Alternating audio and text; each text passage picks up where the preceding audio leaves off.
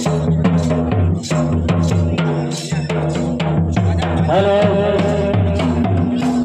हमने देखो जाते निजर के अगुवाई लगी पार्टी के अगुवाई करने लगी हमारी पार्टी जय भारत पार्टी में सबके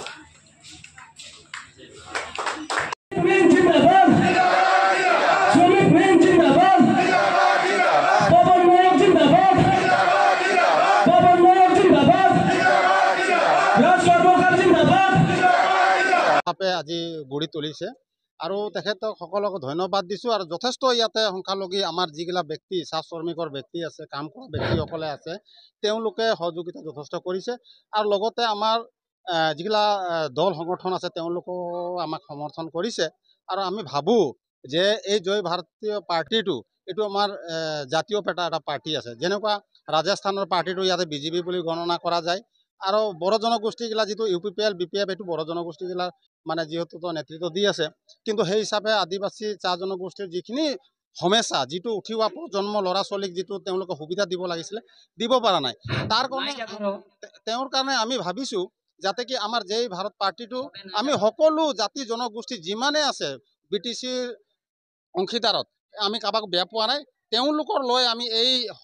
এই কাৰ্যসূচীটো আগবঢ়াই যাম আৰু আমি নিশ্চয় যে জয় ভাৰত পাৰ্টিটো আমাৰ মাজবাট সমষ্টিৰ পৰা আমি নিশ্চয় পাম আমি খালি আমাৰ নুনাই চেৰপাঙৰ পৰা আমি পাম এইটো নিশ্চিত হৈ আছে গতিকে মই ছ'চিয়েল মিডিয়া আৰু প্ৰত্যেক মিডিয়াৰ দ্বাৰা আপোনালোকক জনাব বিচাৰিছোঁ যাতে কি আমি কিহৰ কাৰণে এইটো কৰিব লগা হৈছে এইটো চৰকাৰে গম পাব লাগে আমি প্ৰথম চৰকাৰক আন্দোলন কাৰ্যসূচী যিমান লৈছোঁ অস্ত্ৰধাৰীও হ'ব লগা হৈছে ক'ৰবাত গুলি খাইছে ক'ৰবাত মাৰ খাইছে ক'ৰবাত জেল খাই গৈছে ক'ৰবাত কিবা হৈছে কিন্তু এতিয়া যিহেতু কি আমি এটা ৰাজনৈতিক দল নেশ্যনেল হিচাপে ৰেজিষ্ট্ৰেশ্যন কৰাই লৈছোঁ গতিকে আমি সেই ৰাজনৈতিক দলৰ পৰা আমি আমাৰ নিজৰ প্ৰতিনিধি থিয় কৰা ভাৰত পাৰ্টিৰ আজি জয় বুলি ক'ব লাগিব চবফালে জয় জয় হ'বলৈ গৈ আছে আজি ওদালগুৰি জিলাৰ মাজবাট সমষ্টিৰ আজি BTR পাঁচনৈ চেৰফাং সমষ্টিত আজি উপস্থিত হৈছোঁ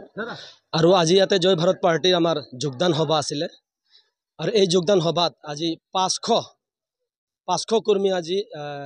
BJPৰ পৰা UPPLৰ পৰা আৰু BPFৰ পৰা 500 কৰ্মী আজি আমাৰ জয় ভাৰত পাৰ্টিত জইন কৰিছে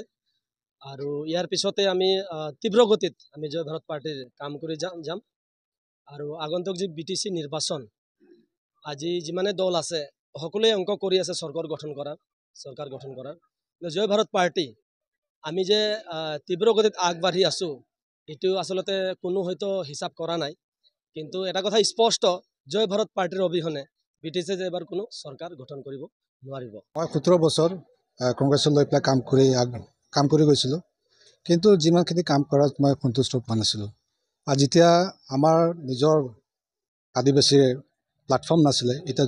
যেহেতু বৰ্তমান এটা প্লেটফৰ্ম এটা পাইছোঁ জয় ভাৰত পাৰ্টি লৈ পেলাই এটা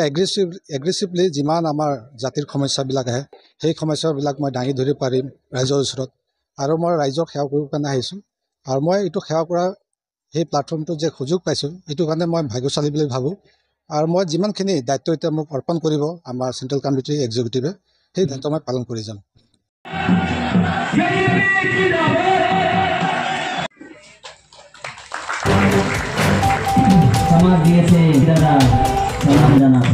মাজবাটৰ পৰা যতীন নাথৰ ৰিপৰ্ট নিউজ টাইম 3